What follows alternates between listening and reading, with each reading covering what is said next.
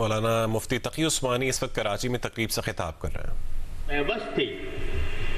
اور قربانی دینے والوں کے ذہن میں یہ بات بسی ہوئی تھی کہ ہم ایک ایسے ملک میں جا رہے ہیں کہ جس میں نہ انگریز کی غلامی ہوگی نہ ہندو کی غلامی ہوگی۔ افسوس یہ ہے کہ پاکستان کی تحریک کے جو بانی لوگ تھے وہ پاکستان کی تاریخ کے بالکل ابتدائی سالوں میں دنیا سے رخصت ہو اور ملک کی باغ ڈور ایسے لوگوں کے ہاتھ میں آ گئی جو کسی نظریے کے تحت نہیں، کسی مقصد کے تحت نہیں، بلکہ محض سیاست کے لیے ملک کی باغ ڈور سنبھالنا چاہتے تھے، الا ماشاء اللہ۔ لہذا جس نہج پر ملک کو قائم ہونا تھا اس نہج پر قائم ہونے کے بجائے وہ ایک دوسرے رخ پر چل پڑا۔ وہ رخ کیا تھا؟ وہ رخ یہ کہ جو کچھ ہم نے انگریز کی غلامی میں سیکھا تھا اسی کو ہم پاکستان کے اندر رائج کریں، پوری نقل، پوری کاپی اس انگریزی نظام کی ہم نے یہاں پر اختیار کی، اور زندگی کے ہر شعبے میں ہم نے مغرب کو آئیڈیل بنا لیا کہ ویسٹ کی طرف سے جو چیز آئے گی وہ فیشنیبل ہوگی، وہ ہمارے لیے فائدہ مند ہوگی، اور اسی کو ہم اختیار کر کے اس مقام تک پہنچ گئے جیسے آج، جس میں ہم آج ہیں۔ آپ یہ دیکھیے کہ اللہ تعالیٰ نے اس ملک کو کتنے وسائل عطا فرمائے۔ یہاں دریا ہمارے پاس، سمندر ہمارے پاس، پہاڑ ہمارے پاس، معدنیات ہمارے پاس، کون سی قدرتی دولت ہے جو ہمارے پاس موجود نہ ہو؟ لیکن اس کے باوجود ہم اس لائق نہیں ہیں کہ آپ سب حضرات جانتے ہوں گے کہ جھیل سیف الملوک جو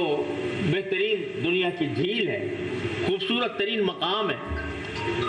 وہ اس تک پہنچنے کا 8 میل کا راستہ ہم اس کو پکا نہیں کر سکتے۔ انگریز جہاں تک ریلوے لائن ڈال گیا تھا وہیں تک ریلوے لائن پڑی ہوئی ہے۔ اگر ایک ٹریک تھا تو ایک ہی ٹریک ہے، اس سے آگے نہیں بڑھ سکتے،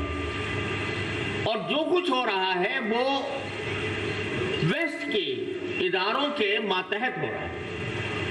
آئی ایم ایف کے ہم غلام ہیں، اسی آئی ایم ایف کی غلامی نے آج یہاں تک نوبت پہنچائی ہے کہ ہمارا بچہ لاکھوں روپے کا مغروض پیدا ہوتا ہے۔ سوال یہ ہے کہ غلطی کہاں سے ہوئی ہے، جڑ کیا ہے، بنیاد کیا ہے جہاں سے ہم گمراہی کے راستے پر پڑ گئے؟ وہ جڑ یہ ہے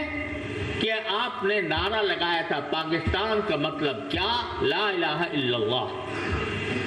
اور لا الہ الا اللہ کو آپ نے فراموش کر دیا، ہم نے فراموش کر دیا، اور ہم نے مغرب کو، ویسٹ کو اپنی ہر چیز کے لیے آئیڈیل بنا لیا، اور اسی کے مطابق ہم چلتے چلے جا رہے ہیں۔ قرآن نے یہ کہا تھا کہ اگر تم سود نہیں چھوڑو گے تو اللہ اس کے رسول سے جنگ کا اعلان سن لو۔ قرآن نے یہ الفاظ کسی گناہ کے لیے نہیں کہے، زنا کے لیے نہیں کہے، شراب کے لیے نہیں کہے، سور کھانے کے لیے نہیں کہے، چوری کے لیے نہیں کہے، ڈاکے کے لیے نہیں کہے، لیکن سود کے لیے یہ الفاظ استعمال کیے کہ اگر تم نہیں چھوڑو گے تو اللہ اس کے رسول سے جنگ کا اعلان سن لو۔ تو اب یہ بتائیے کہ جب ہم اللہ تبارک و تعالیٰ کے ساتھ جنگ پر آمادہ ہیں تو کیسے ہم راہ راست پر آ سکتے ہیں؟ کیسے ہم فلاح حاصل کر سکتے ہیں؟ کیسے ہم خوشحالی حاصل کر سکتے ہیں؟ اور جتنی مرتبہ اس سود کی لعنت کو دنیا سے ملک سے ختم کرنے کے لیے آوازیں اٹھتی،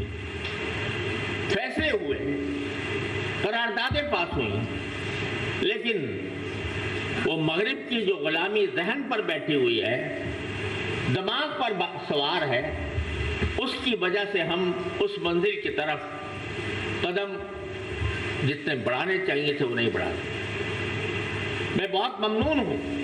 federation of chambers of commerce کا کہ انہوں نے 2022 میں ہماری درخواست پر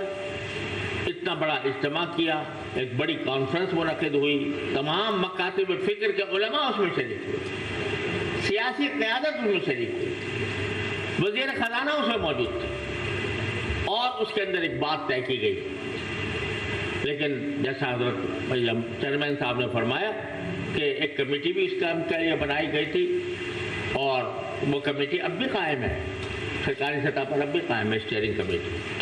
لیکن افسوس ہے کہ وہ تعطل کا شکار، اور فیڈریشن کی طرف سے کوئی نمائندگی نہیں ہے۔ تو اصل بات یہ ہے، مجھے صاحب گوئی پر ذرا معذرت خواہ ہوں،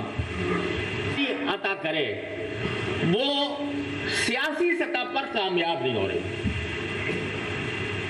سیاسی سطح پر کامیاب نہیں ہو رہی، اس لیے نہیں ہو رہی کہ سیاسی سطح پر ہم پر غلامی مسلط ہے،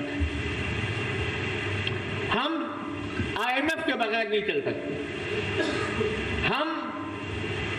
اس بات کے بغیر نہیں چل سکتے کہ مغرب ہمیں سپورٹ کرے،